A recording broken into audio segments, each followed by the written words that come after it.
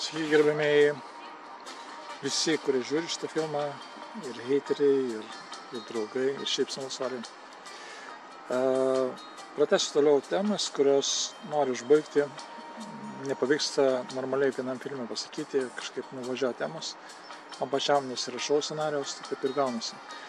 Ankstesniame filme pažymėjau, kad tie žurnaliugos, visokie smala ir ne tik smala spjaudantis žmogystos, jie karmiškai prisiema savo atsakomybę už tos žmonės, kuriems atriboja savotiškai kelią, kurie norėtų gauti kažkokios pagalbos arba ieško užtarimo išeities dėl tam tikrus susiklosčiusios situacijos ir tai gali kainuoti kartais ne tik kažkokias ligas ir kančias, bet kartais, aš sakau, ir gyvybę.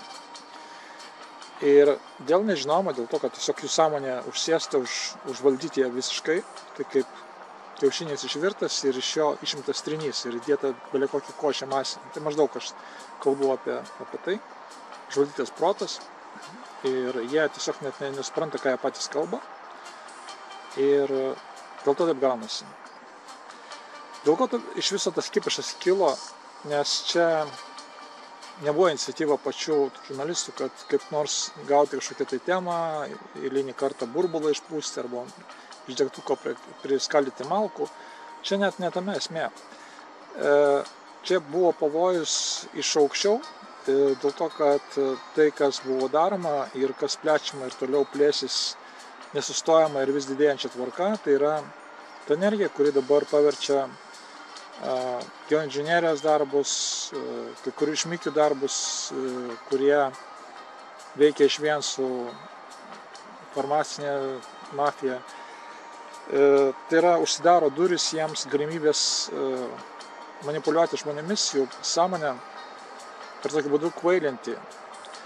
Ir toks laikas ateina, kada žmonės dalyjasi į dvi grupės. Vieni, kurie palaiko tą pačią sistemą, kuri juos per visus galus padaro ir per pažastis taip pat, o kiti nueina į šoną ir pradeda galvoti ir mato pasaulį kitokį. Na, kiek leidžia jų supratimas, kiek leidžia jų sąmonė, sąmoningumas. Ir čia dabar dar pridursiu temą apie išmanios skaitliukus, dėl to, kad apie tai dar nekalbėjom Lietuvoje labai smarkiai. Tie, kurie turi dar senus skaitliukus nuo tų rusiškų laikų, nuo tarybinių laikų, tai juos pasilikit. Jokia dabartinė kompanija, kuri aptarnauja dabar anksčiau įrengtas elektros sistemas, laidus transformatorinės, jie neturi jokio kontrakto su jumis pasirašiusi ir jie neturi teisės keisti tai, kas ne jų padėta. Reiškia, jūs teisiškai galite atsisakyti, visiškai jokia prievarta prieš jūs negali būti taikoma, aišku, bus manipulacijos įvairiausios, bet jeigu jūs suvesite ant savo, niekas per prievartą to skaitliuko neįkiš. Jeigu kalbėt į priekį, kaip sakant, avansų, nuo ko jūs išsuksit uodegą, tai yra jūsų miegas bus geresnis negu galėtų būti. Jūsų sveikata, energija, energiškumas, dinamika, jūsų judesiai bus geresni, visi parametrai fiziniai. Jeigu vyrams kalbėt grinai vyrų tema, tai taip pat tie parametrai vyriški taip pat geresni. Dėl to, kad tie skaitliukai jie yra daugiafunkciniai, jie turi galimybę per nuotolį ne tik nuimti parametrus, bet ir keisti savyje esamus, sakysim, savotiškai dažnius, įtakoti nuotaikas, šiek tiek manipuliuoti protų. Apie tai aš buvau užsiminęs kitose filmuose. Yra patentai Amerikoje, kur nusakyta gražiai, kad galima naudojantis elektros laidais įtakoti žmonių nuotaiką ir jeigu reikia juos užmigdyti, nuraminti, bet taip pat pakeičius skaičiukus, dažnius skaičiukus, galima taip pat juos iššiaušti, iširšinti, kaip kad buvo padaryta kažkada tai Ukraina per jų tą revoliuciją, taip vadinamą, po kurios pradėjo degraduoti jie visi.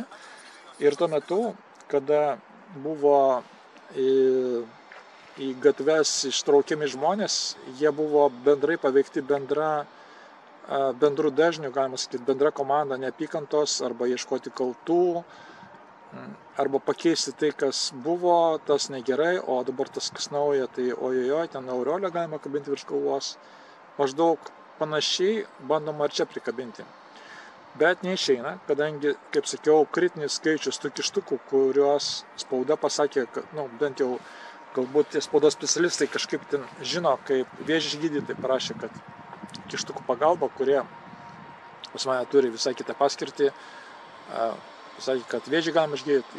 Tai šių daiktų yra labai daug Lietuvoje, ganėtinai daug, ir jie užkerta kelią tokios neapykantos kelimui. Kažkada tai vienas iš buvusių karininkų aukšto laipsnio ir tarnavusių SSP Secret Space Program tarnyboje, jisai pasako, kad numatomas karas su ateiviais arba numatomas karas tarp žmonių, kada bus sukuriama neapykanta žmonėms dažnių pagalba. Ir tiesiog vienas kitas žmonės pradės tiesiog daužyti su plaktukais. Apie tai jau buvo parodyta viename filme, jisai turi net 2 serijas.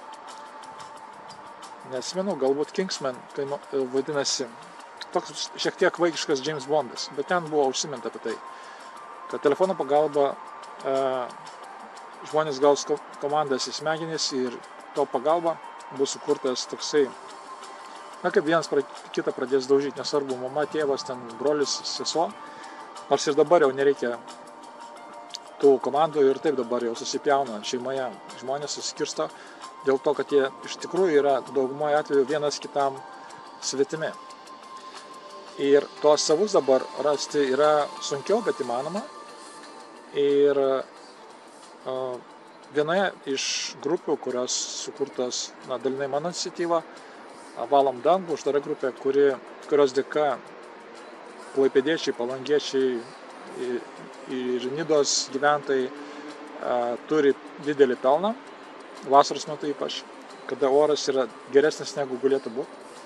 Nežiūrint į tai, kad dabar buvo specialiai užstumta labai daug debesų, kurie turėjo Armagedonas sukelti ir Klaipėdai turėjo žmonės turėti vandens mašinose iki pat stiklų, bet buvo tik tai tiek, kad apsėmė ratus. Tai nėra labai blogai. Bet visada bus grupė žmonių, kurie bus nepatenkinti kažkuom, tai tas blogai, o tas kaltas ir tas kaltas.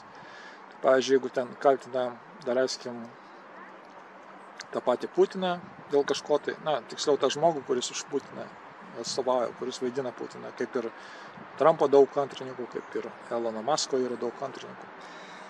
Ir padaro tokią tarsi lėlę, į kurią galima sumėtyti visus akmenis. Ir to pasekoje už nugaros padaromas biznis, nes pastatoma kaip grėsmės portretas priešais, o tas, kas darosi už, žmonės jau nemato, nes jie yra valdomi, masė yra valdoma, labai lengvai padaryti tai per televizorius, tiesiog įkalti programėlę ir iš ryto atsikelia žmogus, o pilnas neapykantos, ir jeigu kas nors atsitiko, mašiną subraižė, ten avariją padarė, dar kas nors, kaltas Putinas, pabrango maistas, kaltas Putinas, pabrango degalai, kaltas Putinas, o vietiniai vagys, kurie vagia milijonais, trina rankas, kad ir mintise dėkoja Putinui, kad toksai kaip sukurtas stabas, kad jo dėka tiek amerikiečiai pasidaro milijonus, milijardus iš to, kurdami ginkluotės, gintis reikia nuo kažko, tai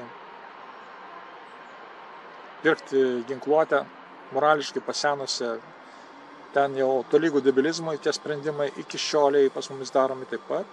Ir netgi tai žmonės, kurie dar iki šioliai galvoja, kad ten prisipirkė kažkokių tai senų nudvėsusių tankų, kad ir pačių naujausių, arba net turės kokius 2-3 F-16 naikintuvus, jie galės atstovėti tikrą ataką, kuri, techniškai, jeigu būtų įmanoma, tai būtų žiauru žiūrėti kelios valandos ir rankas iškėlė, kurie liktų gyvi, išbėgtų į gatves, į aikštę su baltom vėliavėlėm. Kalbu ne apie patriotizmą ar kažkokį tai, kaip sakant, pažeminimą kažko, tiesiog likite sąmoningi ir galvokite savo protu. Tokiu atveju tada jūs galite apžiūrėti daugiau įmanomų dalykų, technikos pasiekimo. Pamatysite, kad F-16 buvo sukurtas vos ne ten prieš 40 metų maždaug. Tai yra sena technika ir jie atsiunčiama arba parduodama, kaip ir tanketės ir tankai, jie jau morališkai pasenę ir jie neefektyvūs yra. Net F-35, kuris skraidė virš Baltijos jūros, buvo italų lakūnas, patruliavo tą vietą kažkur Suomija, Estija, tas rajonas.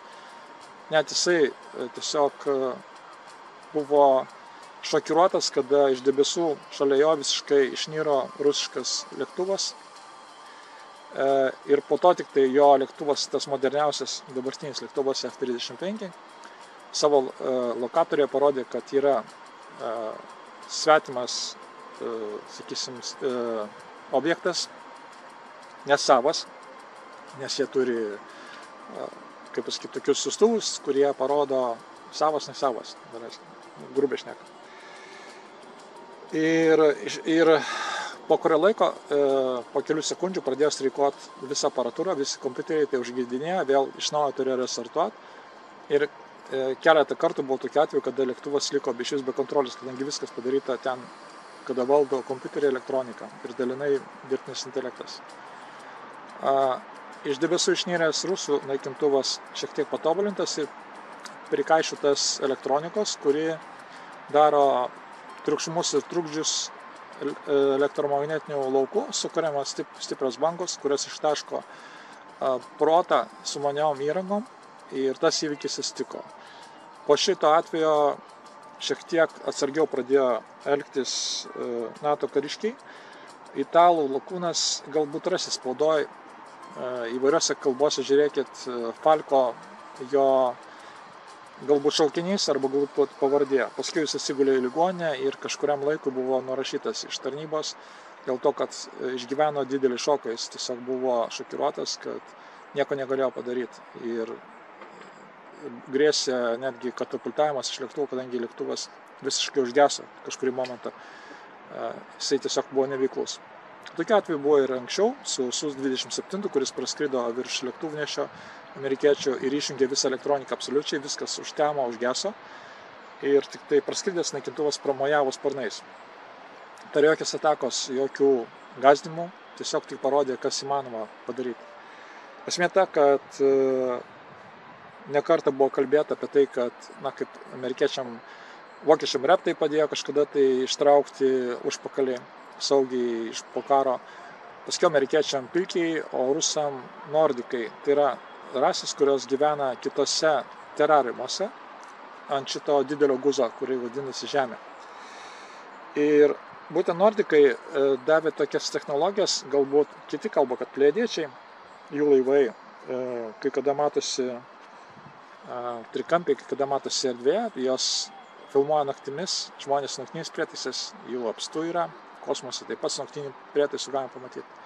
Ir būtent nordikai perdavė technologijas, kurios gerokai aplenkė visas kitas žemiškas, kadangi jie mato šalį ne agresorę, apie tai kalbėsiu vėliau, bet ir pateikė tokių daikčiukų, pažėrė, kurių ne visų, bet tarpsme, kai ką trupinius pabarstė. Ir to pasiekoje atsirado pas rusus netikėtai taip vadinamas jų raketos kinžalas, durklas, kuris išvysto iki 10 000 km greitį. Po to atsirado raketos su valdomom galvutėm Orešnik, tai yra kaip riešutynas galbūt. Ir jos buvo pademonstruotas, būtent buvo nutaikytas vienas įspėjamasis šūvis į ukrainiečių Južmaš, kur daromas remontas, ginkluotės naikintuvai galbūt remontuojami, kad tuninguojama, kažkokios raketos galbūt buvo naujai daromos kažkas tokio. Ir tai gamyklai sudaužė viską, nors pačios galvutės neturėjo sprogmenų, jos iš viso iš vienos raketos išeina 36 galvutės ir jos valdomos. Jų pamatyti, susekti su dabartinė naujausia amerikiečių technologija priešlėktuvinė neįmanoma, dėl to, kad jos neatspindi, tik sugeria spindulius, jos jokio spindulius neturi. Šiluminių taip pat nieko iš savęs nespinduliuoja ir netgi su infraraudonųjų spindulių ieškikliais niekas jų surasti ore negali, o greitis yra virš 10 000, apie 12 000 km/h greičiu. Ir jeigu man pavyks, aš surasiu tą filmą, pamatysit, kokiu greičiu sulekia, kaip fantastinė filme, sulekia keli tos galvutės į tą vietą, kur buvo gamykla ir pradaužė net betonės požeminius įtvirtinimus. Temperatūra toje vietoje pakyla iki virš 4000 laipsnių, o pramušti gali iki 50 daugiau metrų gylio betoninę kažkokią tai užtvarą. Tai įsivaizduokit, kas būtų, jeigu, daleiskim, pas mumis glūčinos tie, kurie nesigaudo iš viso, kas darosi pasaulyje, kad yra lazeriai, kad yra raketos, kurios gali numušinėti palydovus, išjungti visiškai GPS-ą, kas dabar darosi pajūryje ir keikia dronistai tuos, kurie tai daro. Na, čia galbūt patys rusai pasistengė iš Kaliningrado srities, kurie darė trukdžius NATO manevrų metu jūroje ir to pasikoje vienas didelis lėktuvas su lokatoriais NATO blokų priklausantis nusileido skubiai avariniu būdu Lenkijos oro uostą dėl to, kad buvo irgi užtemdyti visi lokatoriai, ekranai, ko pasikoje pametė kontrolę ir vos, kaip sakant, tepė slidės saugiai ir galėjo nusileisti į savo karinį oro uostą. Ir tokių buvo nemažai tokių atvejų, kur mandagiai parodė, kad, ta prasme, karas kaip toksai, na, tiesiog neturi šansų.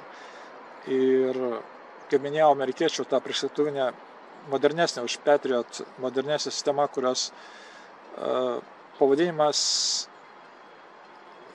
RHAF ar tanks, nesimenu dabar tiksliai, neilgas žodis, jie patys turi tik 7 kompleksus ir Ukrainai paprašęs tokį turėti vieną komplektą, amerikiečiai atsisakė jiems pateikti, dėl to, kad jie patys turi tik tai, kaip sakiau, 7 ir jie dar neužpildė pilnai visko, o tos sistemos galimybės yra gan ribotos, siauros ir jau dabar atsilikę nuo tų mano minėtų rusiškų raketų, kadangi jinai neturi 360 laipsnių apžvalgos galimybės, nusistato tik tai į siauro režimą ir maksimalus greitis, kada gali pagauti kažkokį skrendantį lėktuvą ar raketą, yra tik tai iki 8000 km.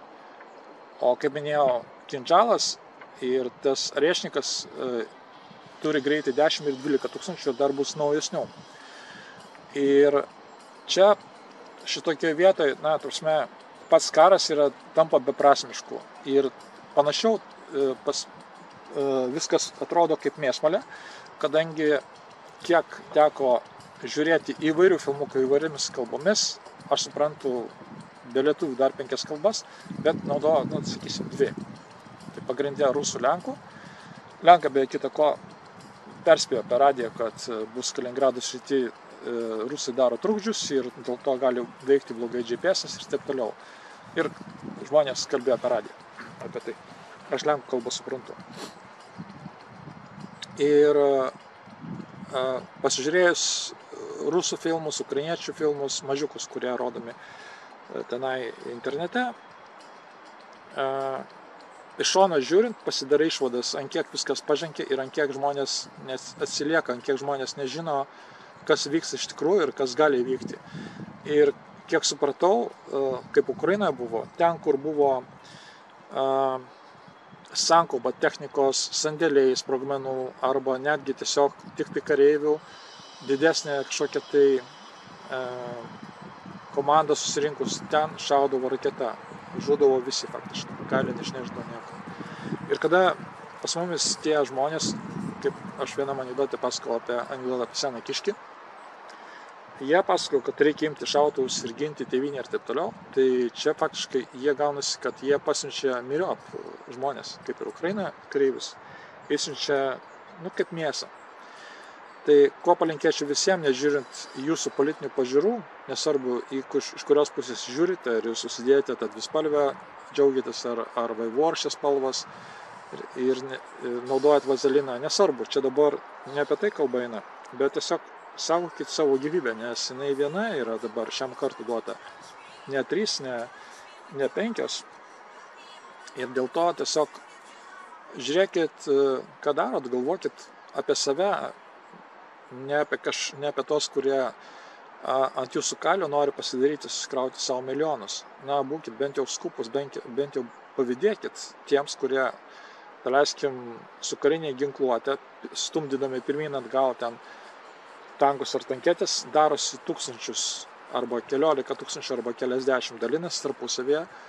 Žemesnio rango ten karininkai, jie ten gauna tik tai kažkokį galbūt premiją už tam pervaryti kažkokius 2-3 tankus iš vienos vietos į kitą. Savikaina ten siekia maždaug apie 200 eurų, daleiskim, iš Vilniaus pervaryti iki kokios nors ten Pabradės, o nurašo 2000–3000. Viskas nurašoma iš Lietuvos biudžeto, kur skiriami pinigai ginkluotėjai, neva. Kaip sakiau, padarytas baubas, kad jo dėka galima būtų išgąsdinti žmonės ir daryti biznį. Ir kai pradėjai kalbėti apie tai, tie, kurie darė tos milijonus vartę ir kurie gali jų netekti, nes tai ateis su laiku vis tiek, bus pakeltos visos bylos, visi ieškiniai, išraškyta, ištraukyta viskas, išplauks į viešumą. Mes paskui matysim, kas tai darė, už kiek tai darė, kiek tai kainavo. Šitie žirkėdos bijo to paviešinimo ir dėl to visur tarsi kelia aliarmą, kad va tas negerai, va ten tas toks, ten tas anoks. Tiesiog, kaip sakiau, galvokite savo galvą, nebėkite traukinio priekį ir jeigu kartais kažkada tai bus kažkokie šūviai, geriau pasitraukite nuo tų vietų, kur yra oro uostas, kareivinės, kažkokia NATO būstinė, kažkokios kareivių sankabos, toliau nuo tų vietų, kad ir laikinai išvažiuot, galbūt brangiai kažkur tai teks nuomotis kitoje vietoje, ramioj, bet išgyvensit su savo šeima tam tikrą laikotarpį prie tokio įmanomo scenarijaus, jeigu kartais tai būtų. Nes kad provokacija bus iš mūsų pusės, bus tai labai didelis galimybė, kad įvelti į karą, aš dar nesu tikras, karas tai tada, kada skrenda bombonešiai, bombarduoja miestus ir šluoja viską, kaip Izraelis daro Palestinai. Tai kalbu aš apie pasišaudymus, kokie yra toj pačioj Ukrainos teritorijai. Ir pas mumis irgi pasišaudymai kaip tokie, kaip įmanomi. Toks yra vienas scenarius, toks vienas, galima sakyti, laiko linija, toks variantas nusimato. Bet tame pačiame variante yra taip. Atskrido kelios sparnuotos raketos, sudaužė aerouostą, sudaužė sandėlius, kur sprogmenys, nukalė visus lėktuvus, kiti nepakilo dėl to, kad buvo trukdžiai, buvo išjungta, užblokuota. Ir po to išprovokuoja tiek, kad tiesiog įvažiuoja Rusų armija į Lietuvą, padaro tą koridorių per prievartą su Kaliningradu ir įvažiuoja ir susigrąžina tai, kas buvo dokumentaliai, kas priklauso jiems. Tapsime, tų šalių perdavimo iš rankų rankas kaip tokio, kaip nebuvo, kaip ir minėjau apie skaitliukus. Tiesiog atėjo ir pasiėmė. Ir jeigu kartais bus provokacijos, būtent Rusų atžvilgių, tai labai kvepia tai, kad tiesiog į Lietuvą ateis kita santvarka ir tie visi vagys, kurie davedė tą situaciją iki tokios konfliktinės situacijos, kuri turėjo tokią didelę pasekmę, įsivaizduokit, kokią jie atsakomybę paskiau neša. Tai yra, mes gyvenam ramiai, o dėl kažkokių tai žirkėdų, mėšlagalvių paskiau turi žūti žmonės ir dar kartą pasivartyti skalbenkiai, sakysime, centrifugoj, įvykių karuseliai ir dar kartą kažkas tai keistis, kažkas tai darysis. Bet tada, kad mes galėtume ramiai gyventi ir taikiai su kaimynais keistis prekiamis, turėti visokiojopą naudą, taip pat ir finansinę, gyventi lengvai ir laimingai, turėti pigesnį kurą, pigesnę elektrą ir nesukti savo galvos, kas bus rytoj arba poryt.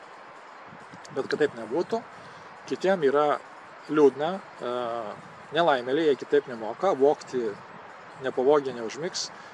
Ir vogdami iš žmonių, iš valstybės surinktų pinigų, kurių dabar pririnkta tiek, kad užtektų bet kam visas gatves galėtų išlaižyti, padaryti stikliniai lygias, kad galėtų žmonės važinėti, vargu neturėtų, visi žvyrkeliai būtų asfaltuoti užtaisyti ir turėtume ir pašalpas, ir galėtų gauti daugiavaikės mamos daugiau pinigų už vaikus ir būtų ten 3. ar 4. vaikų premijos mokamas ir visa kita. Visi tie pinigai pavogiami ir neva reikia ginkluotis nuo kažko tai. Na, nežinau net kaip tų žmonių, net nežinau kaip pavadinti, netgi tų pačių, kurie daro tas iniciatyvas, nes jie tiesiog nesuvokia, kokiame laike jie yra ir kokios yra dabar technologijos. Tiesiog vietoj to, kad bandyti prasukti biznį, geriau turėti pagarbą, padėkas už tas pareigas, už tą nuveiktą darbą, kurį darote savo miestų, būtent ar miesto merus, pavyzdžiui, įvairias partijas. Padėkas žino žmonių, kuri bus N kartų didesnė, vertingesnė už kažkokią tai gautą, pavogtą, pasavintą pinigų sumą, kažkokių tai aferų pagalbą.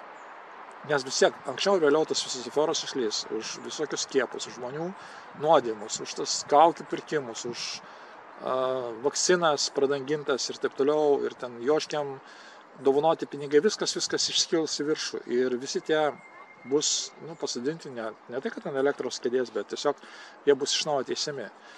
Tie, kas liks gyvi, jeigu viens kito neišdaužys, neišaudys. Ir dabar tiesiog reikia gražiai taip ramiai atsisėsti, pagalvoti, kaip yra, ir pagalvoti pačiam savo scenarijų, kas būtų, jeigu būtų tas ar anas ar trečias. Ir kaip sakau, neskubėkit bėgti prieš traukinį, neskubėkit prisidaryti savo, kaip liaudis sako, prisigrybauti, nes po to jūs atsakysit ne tik už save, bet ir už savo vaikus, už savo artimus, netgi už tos žmonės, kurie paklausys jūsų ir nubėgs paskui į tą pačią mėsmalę. Todėl atsargiai su išvadom, labai atsargiai su veiksmais, visą laiką apgalvokit, ką darot. Ir dar pabaigai apie antenas, kurių yra mieste, tai buvo vienas atvejis, aš esu girdėjęs, kalbėjau tiesiai iš žmogum, kurie tai darė, kad nuimti antenas nuo vaikų darželių, šalia kuria yra ar stogų, kurios spinduliuoja labai negerą dažnį, kuris gali turėti didelę smarkią negatyvę įtaką žmogaus sveikatai, jo augimui, vystymuisi, protui, smegenims ir aplamai savijautai. Tai linkėčiau tiesiog padaryti kolektyvinę paraišką, susirasti teisininką, padaryti pareiškimą ir reikalavimą ryšių sistemą, kuri pastatė tą anteną, kad iš gyvenamo ramaus miegamojo kvartalo iškeltų ją, išjungtų. Ir turėsite tada normalų gyvenimą, normalų poilsį ir gyvensite kitaip normaliai, be jokių skandalų, be jokių susirgimų, kurių negalit paaiškinti, kas nuo ko. Ir nekosysit vasarą ir nebėgs iš nosies niekas vasaros metu ir taip toliau. Ir čia trumpai apie tai. Tiesiog viskas įmanoma, bet reikia kolektyviai susirinkti ir gražiai, mandagiai ateiti pas atsakingas tarnybas ir patapšnoti per petį ir priminti apie tai, ką jie padarė negerai ir mandagiai paprašyti, kad iš ten iškeltų tą visą še, kurį bandė ant jūsų užkabinti. Tom aš baigiu ir tada iki kito karto. Dar prašymas, nerašykite piktų komentarų, nes žmonės, kurie piktus rašo komentarus ir save išsiduoda, kad turi problemų ne tik psichologinių, bet ir savo gyvenime, sekso srity. Taip pat parodo, kad jiems nelabai sekasi ir geriau tiesiog neišsiduoti. O sveikinu žmonių